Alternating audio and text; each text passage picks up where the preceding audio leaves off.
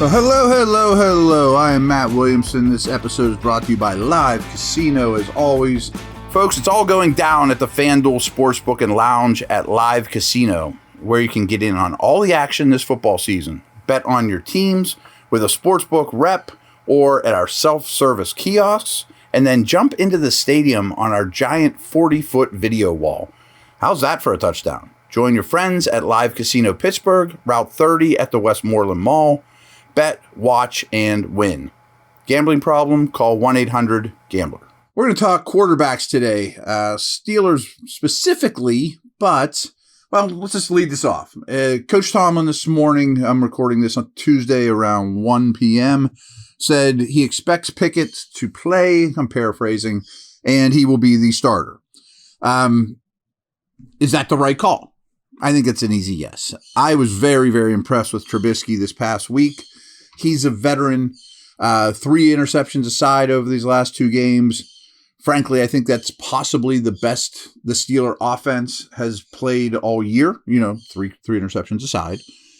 He's been around the block. He knows what he's doing. He understands the offense very well. Successful showing, especially last week. But you have to go to Pickett. I mean, Pickett's the future. He is very promising as well. He needs as many reps as he can possibly get. So I have no qualms with that. Nice work, Mitch. You put some good tape out there.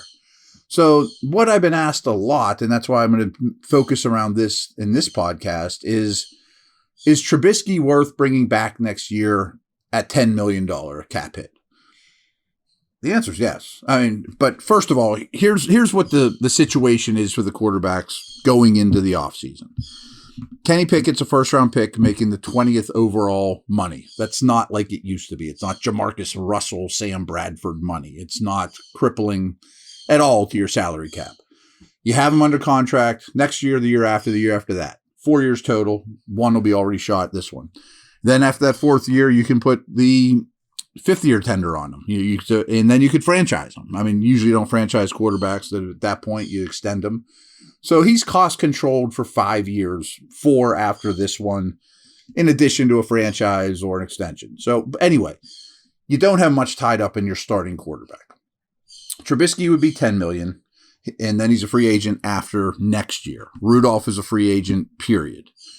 So the question, again, is it worth eating $10 million of your salary cap space next year on Mitchell Trubisky, who's presumably a backup? I think the answer is a resounding yes, for several reasons. First of all, if you were to cut him, which you would get out of that contract, it's not real binding. Well, Rudolph's a free agent. You either have to sign him or somebody else. I mean, you're not going to have a free backup. So whoever your backup is to Kenny is still going to cost money. Maybe you'd save $5 million, but it's not like, oh, we got $10 million to go give a left tackle and we'll just draft the Waylacan again. You know, like, that's not the way it would work. You would bring in some kind of veteran, I'm sure, whether it's Rudolph again or somebody else. So it's not like you're going to have a free backup, or number 3 for that matter. And you need to find a third guy too. I mean, you might use a 5th-round pick on a quarterback again or something along those lines. So you're going to have, it's not just $10 million off the books, because you have to find a backup, and they cost money. So I know this is a little blasphemous, but you also don't know if Kenny's good yet. I mean, he's not like over this hump that we're set at quarterback for the next 10 years. I mean, you don't even know if you're set at quarterback next year. Like, go ask the Panthers. I mean, they just went through their 4th quarterback. Or the game last night, Monday night. I mean, the Rams going through quarterbacks left and right. The Raven game, they came to their 3rd quarterback. So a 3rd quarterback is valuable, let alone a 2nd.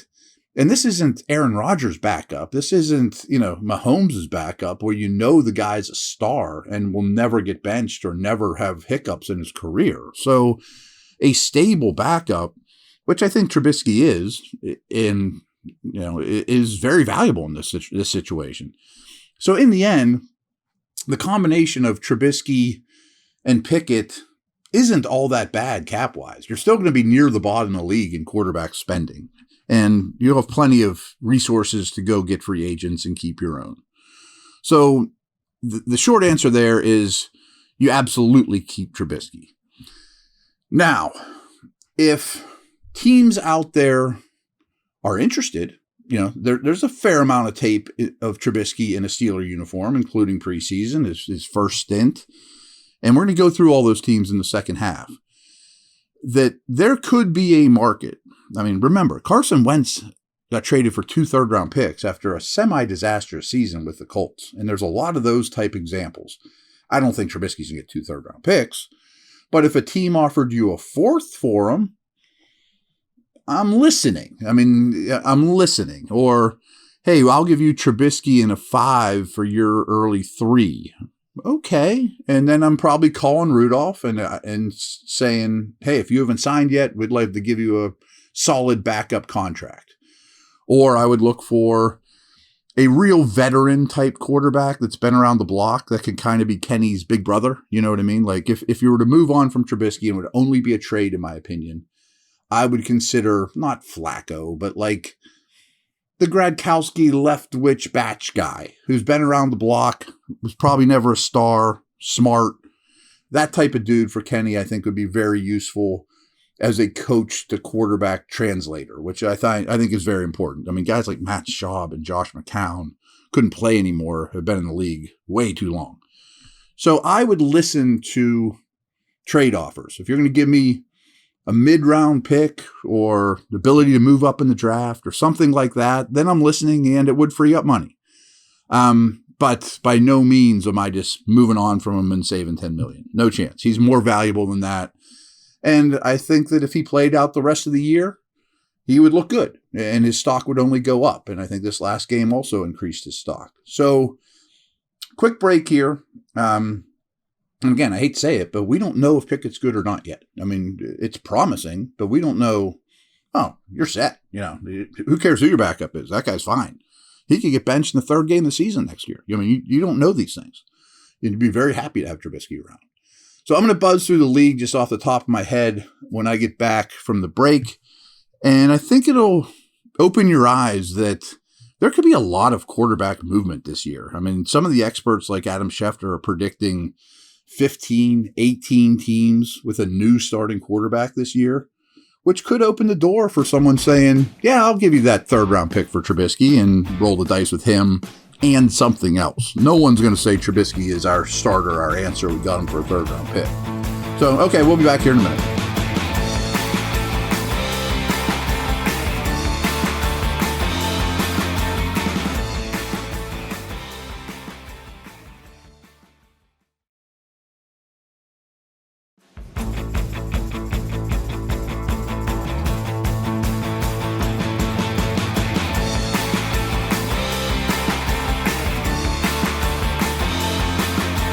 All right, I'm just going to do this off the top of my head, so excuse me if I miss anybody, but I'm just going to go division by division. Who might have any? Let me paint a scenario that any team would be interested in Trubisky. The Bills. The obvious answer is no, but they loved him when they were there, and they're in it to win it. Would they say, we just want the assurance of if Allen, with his playing style, were to miss a month, our season wouldn't collapse? We'll give you a 4th for Mitch. Maybe. I mean, there's familiarity there. I'm not predicting it. Miami, I think, is a big no. I don't think he fits that system. 2 is a guy. Move on. Jets are interesting because Zach Wilson's a disaster. I think Mike White's been quite good, like to the point where someone might think Mike White is a starter, and White is a free agent. So I think he's going to get paid, and maybe the Jets don't view him that way. Maybe he leaves in free agency and they're just sitting there with Zach Wilson. But I think if that were the case, they would trade for Carr or sign Jimmy or do something like that. I don't think Trubisky to the Jets adds up, to be very honest.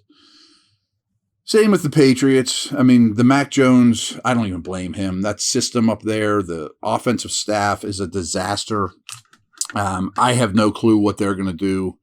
I would think Mac Jones gets another year and or Bailey Zappi, but what they need to do is get a new coordinator and start over, because I think they have not given Jones a chance to succeed this year. But without question, their passing game quarterback play has been horrendous. I just can't imagine them saying Trubisky would fix that or even being a short-term fix. Probably don't even have to mention the division because he's not going there. The Ravens aren't going to move on from Lamar. I don't think Cincy would look at him as a Burrow backup. But it is worth noting that in Cleveland, Brissett is a free agent, and he played more than well enough for someone to at least think that he's going to be a starter. And some of these guys, Trubisky almost falls in this neighborhood, but like White and Brissett, I could see them being a starter with a team that drafts a quarterback, kind of like Trubisky was this year, but maybe not even a first-round guy, second-round quarterback and Brissett or something like that. Give him decent money, but Trubisky's not going in the division. How about the Colts? Maybe, but it would be this move. Just like that happened to Trubisky last time. We want Trubisky, and we're planning on drafting a guy in the first round. Okay. Or we want Trubisky, and we're going to go get another old guy like they always do, the Matt Ryan Rivers types. Maybe. But it's not going to be Matt Ryan there. There's going to be quarterback changes in Indy, no doubt. I can't imagine Houston. I assume they're going to use their first overall pick on a quarterback. They're not going to dump Davis Mills. Maybe they're even doing the same trick that I'm talking here with Mills, in that if someone wants to give us a third-round pick, we'll take Mills off our hands. So I can't see that working out. How about Tennessee, though? Tannehill's expensive. He's old. Injuries, he might not be worth it anymore. And Willis might not be ready. Maybe you just bridge it with Trubisky or someone similar and another draft pick or another guy. Maybe you take Trubisky, Willis, and a veteran into camp and see what happens. Tyrod Taylor, somebody like that. I don't know. They're in a sticky situation, but I think they could absolutely be a team with a new starting quarterback. Jacksonville, of course, will not. Their only chance would be, we want a solid backup for Lawrence, like the Josh Allen scenario I laid out. Who else we got in that division? That's it. We named them all. Denver, I think, is interesting. Wilson's so bad, but they're married to him. Trubisky would not be threatening, but he could be a parachute if Wilson is injured or really, really flounders. I could see them using like a third-round pick on a quarterback, either in trade, but more likely in the draft. Raiders coming to town. Josh McDaniels didn't pick Carr. Carr's played fine. He's played well. But they can get out of his contract very easily. What if the Colts or Jets said, we'll give you a first-round pick for Carr? Okay. Or more. I mean, Matthew Stafford got a lot. I mean, these guys get a lot on the open market. I could see the Raiders being convinced, then sending a pick to the Steelers for Trubisky and drafting one in the first round. That adds up to me. I don't know the Carr is going to be a Raider next year. Chargers don't matter. I mean, again, they got their dude. Chiefs got their dude. They're set. I mean, again, some of those teams, Jacksonville, Buffalo, if they decided we want to invest in a backup, fine. But I don't see any of those things happening. How about the NFC? He was really, really linked to the Giants. Now, the Giants are in a tough spot because Daniel Jones is a free agent. He's been okay. Prove you can win with him. You don't have any weapons to throw to. But they're going to have to pay him something decent.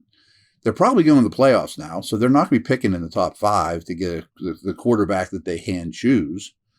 Do you just run it back with Jones and Trubisky and run a similar offense and kick the can down the road a little bit? Maybe. How about Washington?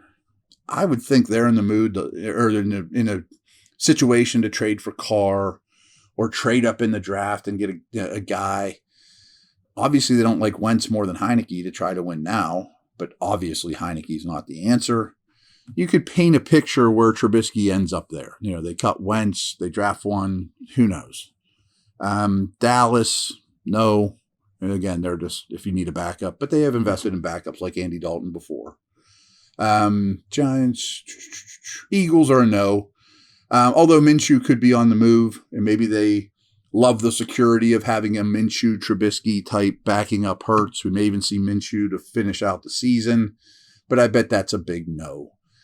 The South is interesting. You would think that Carolina, the only Carolina quarterback under a contract next year is Matt Corral. And Darnold's going to be gone. Baker's already gone. But maybe they just say Darnold's been good enough that we give him a Trubisky-like contract, draft someone, go from there. Probably not a landing spot for Trubisky. What about Atlanta? They're probably too good right now to draft in the top 8 or so. Maybe they like Ritter enough. They can't possibly like Mariota enough. Would they want Trubisky to kind of back up Ritter if he finishes strong? Maybe. I mean, Tampa's really interesting to me. They don't have a lot of money. Tom Brady's a free agent. He's either going to retire or, in my opinion, go elsewhere, like the Raiders or someone like that. I don't think he'll be a Buck next year. They don't have a succession plan in place. Kyle Trask, to me, does not qualify. So could they Trubisky and something else, or bridge it until further notice and hope Trask hits, or use a second-round pick? They're in a bind. They might become Colin once all the quarterback, musical chairs land and they realize nobody sat in our chair. Hey, Steelers, how about a third-round pick for Mitch? All right. Saints are also in a sticky situation. Dalton's a free agent. Winston is not. They don't have any cap space. I'm shocked they're not playing Winston over Dalton now. I don't think that's a great sign for their faith in Winston. Would they want to take Winston and Trubisky and battle it out? Maybe, because they do not have resources. They don't have a first-round pick. They have very little cap space, as usual. So, tough spot for them. Packers are probably a no. But if they traded Jordan Love, would they want to back up? Probably not. I would think with Rodgers' contract, I don't think Rodgers moves. I don't think he goes to the Jets or Colts or Raiders. I think he comes back to Green Bay and they try to move Love, who's going to be a free agent next year. He's been sitting around doing nothing. The Vikings, only if they could deal Cousins, and I think that they're winning enough games.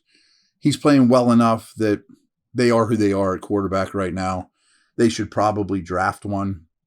But he's very expensive, and you can make the argument he's not worth the money. But he's a top 14, 15 quarterback in the league, and they're winning games, so they're probably happy. I would say no to the Lions. My expectations for the Lions are Goff will be the opening day starter. Maybe there's an early pick. They have the Rams pick as his backup successor, but Goff has been good. So I think he returns, and that closes the door on a Trubisky move. The Bears could use another, but they're not going to go back to the Trubisky well, obviously, nor is he a Justin Fields clone. I think that's everyone in that division. Yes.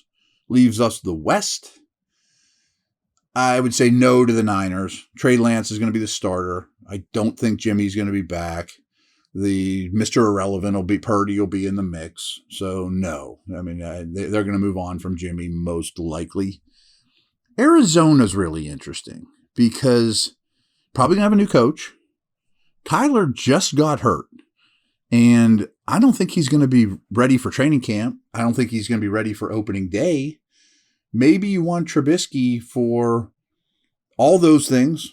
First month of the season, maybe, until Kyler comes back. And then he's a solid backup. You can't just roll with Colt McCoy. I'm not even sure if McCoy's under contract. I don't think he is. Rams, similar. Probably not. They don't have the resources to go trade for a quarterback. Maybe they retain Baker, who's a free agent after this year. I think there's a very good chance that Stafford retires, even though today he came out and said, I'm planning on playing next year. I'm not sure I buy that, but I don't see Rams being a landing spot. Outside shot, real outside shot. Seattle is also interesting because they too have 2 first-round picks, including Denver's, which is really high. Geno is a free agent. But I would think they want to keep him on a 1 or 2 year deal and make him the opening day starter with a first round rookie grooming behind him. If by chance Geno got his doors blown off by the Jets or something like that, maybe Seattle would say, we'll take Mitch for a pick, use the 3rd pick in the draft on CJ Stroud, and move that way. So that's the league. Pretty sure I didn't miss any teams. If I did, just tweet me and I'll give you a response. Again, that was just off the top of my head. So you could see a lot of scenarios where he's not going to be anyone's first option or, I can't wait to try to pry Trubisky away from the Steelers. But he has value. He has more than $10 million of value to the Steelers. And a team could be interested. But if you trade him, you either need to find Rudolph, who hopefully hasn't landed somewhere else. And would he want to come back? I would think he would, but there's a lot of people like, he wants to compete and play. I don't know who he thinks he is if that's the case. He's not a top 32 quarterback. Or you got to draft one, or you got to find some kind of veteran. So you have to have a backup plan too. So, okay, we went over all that. Good stuff. We'll start previewing the Raiders tomorrow. Over and out.